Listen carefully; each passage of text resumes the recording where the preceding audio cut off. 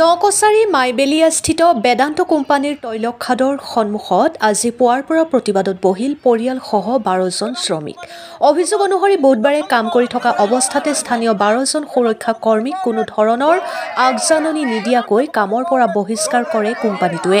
তাকে লৈ পৰিয়ালকেইটাত এতিয়া হাহাকাৰ পৰিস্থিতিৰ সৃষ্টি হৈছে। কোম্পানীটোৱে নিজৰ ময়মতালিৰে কাম কৰাৰ অভিযোগ শ্ৰমিকসকলৰ কৰ্মৰত অৱস্থাতে দুৰ্ঘটনা সংঘটিত হ'লেও চিকিৎসা প্ৰদান নকৰে কোম্পানীটোৱে। কোম্পানীটোৰ দায়িত্বত থকা বিষয়াগৰাকীৰ 12জন সুৰক্ষা কৰ্মীক কামৰ পৰা উলিয়াই দিয়া সম্পৰ্কে সোধাত অস্থায়ী কাম বুলি দায়হৰা মন্তব্য কৰে। মৰিয়নিৰ পৰা সূৰ্য দাসৰ ৰিপৰ্ট, নিউজ 24 অসম।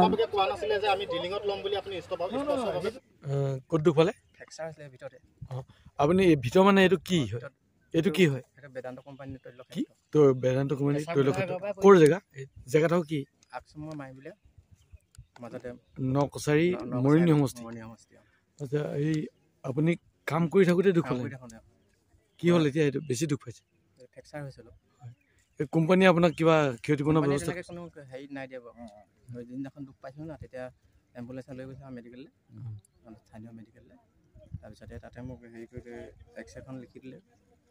তাৰপিছতে বিষ বেজি দিলে আৰু তাৰপৰা মই গৈ পিনি হেৰি কৰিলোঁ, এই আপোনাৰ টিয়কত গৈ পিনি প্লাষ্টাৰ কৰিলোঁ। নিজৰ খৰচত কৰিলে আপুনি? ইয়াৰ আগতেও এটা ভিতৰত ল'ৰাই দুখ পাইছে। সেই দুখ পোৱা ল'ৰাটো কামৰ পৰা উলিয়াই দিছে আৰু তেওঁলোকে বিশেষ একো সুবিধা। এবছৰ দিনৰ আগৰ পৰা বেদান্ত কোম্পানীয়ে মৰিয়নি সমষ্টিৰ মাইবলীয়া চমুৱা কৃষি ক্ষেত্ৰ পথাৰত তৈল খননৰ কাৰ্য অব্যাহতি ৰাখিছে। তেওঁলোকে তৈল খনন কাৰ্য কৰি আছে। এই তৈল খনন কাৰ্যৰ আৰম্ভণিতে আমি থলুৱাসকলে, যিসকল ভূমি মালিক আৰু গাঁৱৰ ওচৰ চুবুৰীয়া লোক, তেওঁলোকক কিছুমান আমি দাবী জনাইছিলোঁ যে আমাৰ ইয়াতে তেওঁলোকে তৈল খনন কাৰ্য কৰি থকা অৱস্থাত আমাৰ সামাজিক পৰিৱেশ প্ৰদূষণ হ'ব নালাগিব, আমাৰ থলুৱা লোকক 100% নিযুক্তি প্ৰদান কৰিব লাগিব আৰু আমাক অন্যান্য কিছুমান সা সুবিধা ইয়াত দিব লাগিব। যাতায়াত কৰোঁতে তেওঁলোকৰ গধুৰ যান বাহনসমূহ যাতায়াত কৰোঁতে আমাৰ যদি ৰাস্তা বেয়া হয় তেতিয়াহ'লে ৰাস্তাসমূহ তেওঁলোকে পুনৰ সুচল কৰি দিব লাগিব, ভাল কৰি দিব লাগিব। গতিকে আমি আজি তেওঁলোকে মাত্ৰ নিযুক্তিৰ নামত থলুৱা মাত্ৰ 12টা ল'ৰাক আমাৰ সুৰক্ষা কৰ্মী হিচাপে তেওঁলোকে এবছৰৰ আগতে নিযুক্তি দিছিলে। তেওঁলোকে তাকো উচিত মূল্যৰ যিটো দৰমহা দিব লাগে বা সা সুবিধা দিব লাগে, সেই সা সুবিধাসমূহ দিয়া নাই।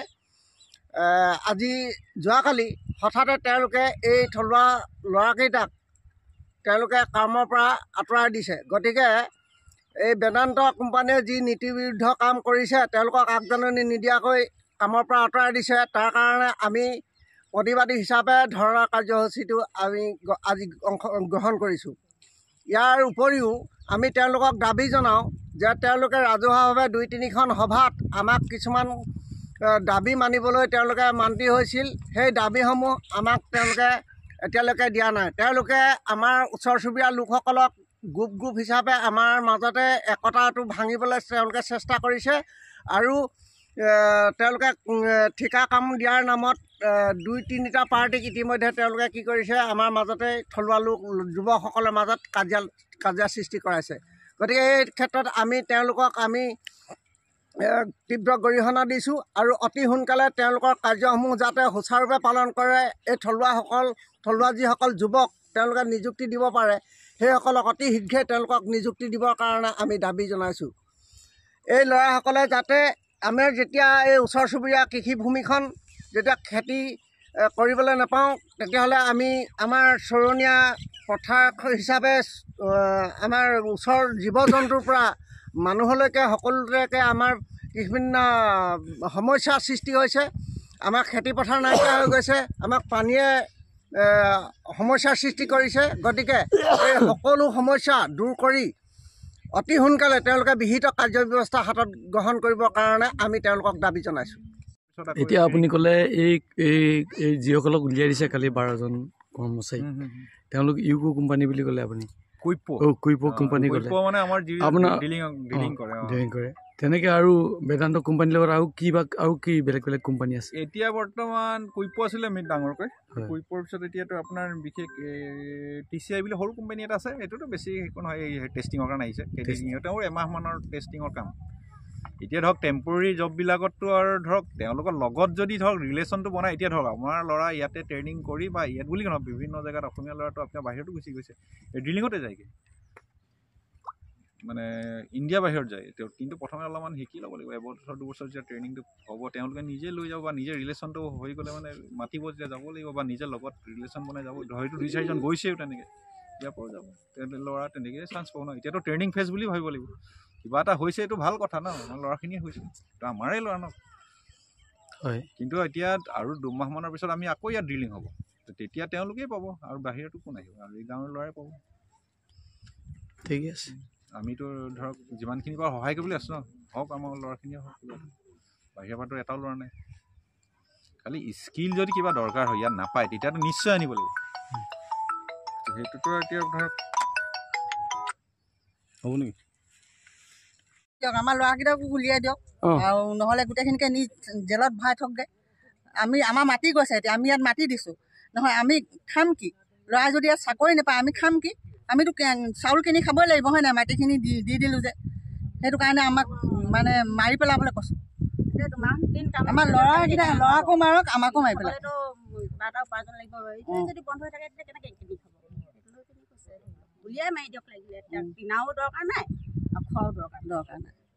আমিতো মাটি ইয়াত বিচাৰিছে, আমি মাটি দি দিছোঁ, আমিতো এতিয়া চাউল কিনি খাবই লাগিব হয় নাই? ল'ৰাই ইয়াত চাকৰি কৰিলেহে আমাক চাউল কিনি খুৱাব পাৰিব। আমাৰো 3 বিঘা গৈ আছে, 3 বিঘা গ'ল। এতিয়া আমাৰ ল'ৰাও এতিয়া বহি আছে, যেতিয়া তেতিয়া হ'ব বুলি কৈছে। 20 দিন বহিব লাগিব বুলিছিলে, এতিয়াতো আহমাহ হৈ গ'ল, হোৱা নাই বা কাম হোৱা নাই কাৰণে আমি আৰু ইয়াৰে এটা ল'ৰা মাকৰ কেঞ্চাৰ বেমাৰ হৈ আছে, সি কেমো দিয়াই আছে, হেৰি ইয়াতে কাম কৰি পেলাই। এতিয়া যদি তাৰ কাম নহয়, বাপেকে একো কৰিবই নোৱাৰে, তাৰ যদি সি কামটো নাপায়, তেতিয়া মাকক কেনেকৈ চিকিৎসা কৰিব?